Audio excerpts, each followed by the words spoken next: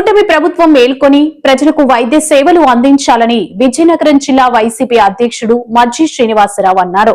శనివారం విజయనగరంలో విలేకరులతో మాట్లాడుతూ ప్రభుత్వ ఆసుపత్రులలో వైద్యం అందక ప్రజలు ప్రైవేట్ హాస్పిటల్ ని ఆశ్రయిస్తున్నారని ఆరోపించారు.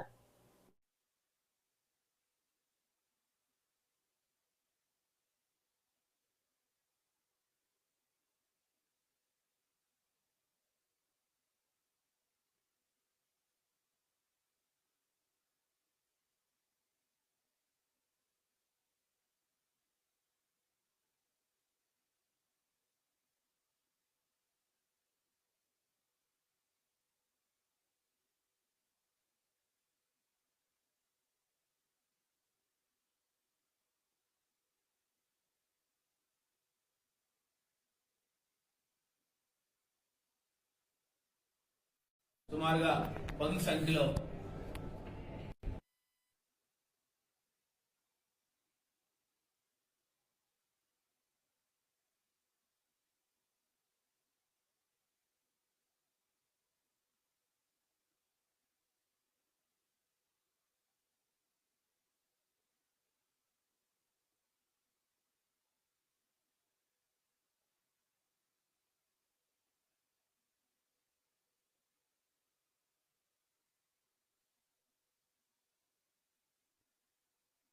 కేవలం డయేరియాతో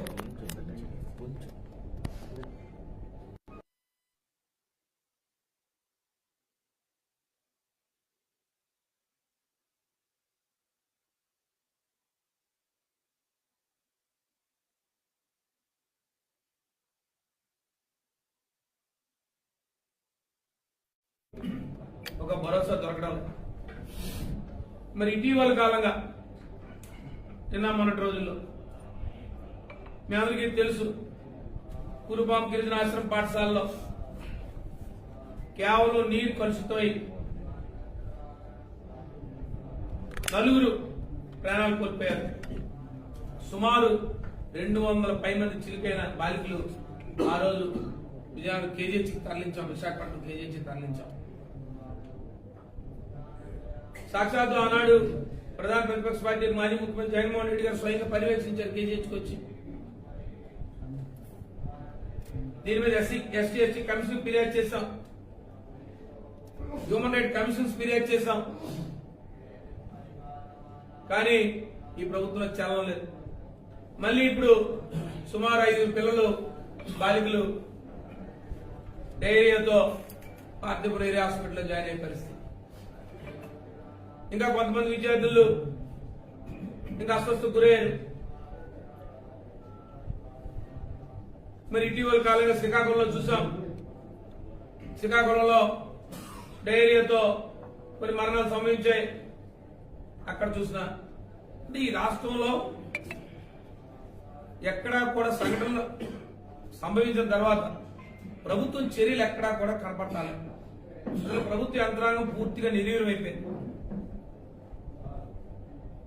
ప్రభుత్వం ఎక్కడా కూడా ప్రభుత్వ యంత్రాంగం పనిచేస్తున్న దాఖలాలు లేవు. ఇక ప్రజాప్రతినిధుల సంగతి చెప్పాల్సిన అవసరం లేదు. గిరిజన పాఠశాల మీ అందరికీ తెలుసు, ఆ రోజు పెద్ద పెద్ద మాటలు చెప్పారు. ఇన్ఛార్జ్ మంత్రి వారు చెప్పారు, గిరిజన శాఖ మంత్రి వారు చెప్పారు, వారే స్వయంగా చెప్పేవారు నాకు జ్వరం వచ్చింది నేనెవరో చెప్పుకోవాలనే పరిస్థితి ప్రభుత్వంలో ఉంది. ఇవాళ వారు వెళ్ళి ఆనాడు గిరిజన బాలికలు చనిపోతే లేదు వారి ఇంటికి వెళ్ళి చనిపోయారని చెప్పారు తప్ప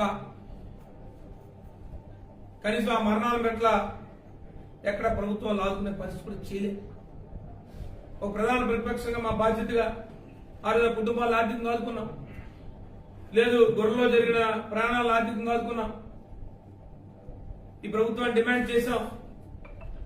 గొర్రెలో జరిగిన పరిస్థితులన్నీ కూడా ఆ రోజు ఈ రాష్ట్రంలో ఉన్న రాష్ట్రంలో దేశం ప్రతి ఒక్కరికి వివరించాం.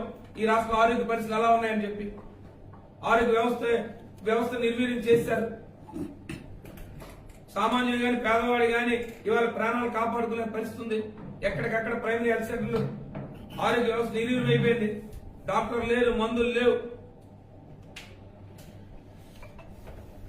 గిరిజన ఆశ్రమ పాఠశాలలు అయితే పెద్ద పెద్దగా జీవోలు ఇష్యూ చేశారు. మేము ఆర్ఓ ప్లాంట్లు పెట్టేస్తున్నాం, లేదు ఇమ్మీడియట్ గా అవన్నీ తక్షణమే అవన్నీ తయారు చేస్తున్నాం, అక్కడ 60 వసతి గృహాలు ఏర్పాటు చేస్తున్నాం, ఇన్ని చెప్పారు మాటలు.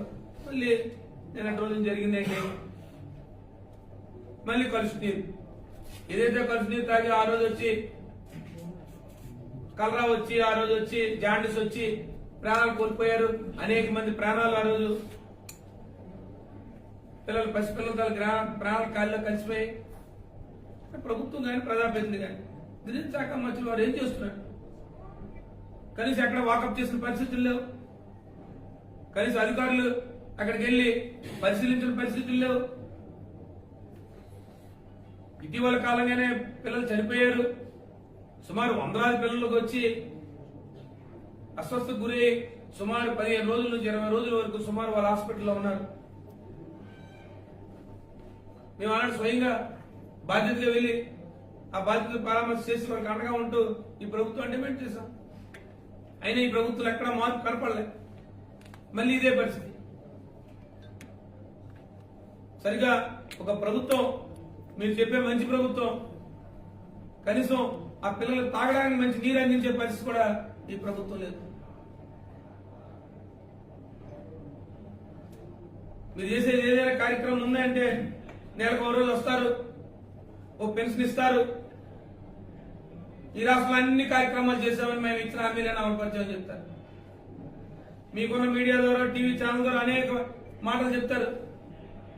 కానీ క్షేత్రస్థాయిలో చూస్తే ఏమి లేవు.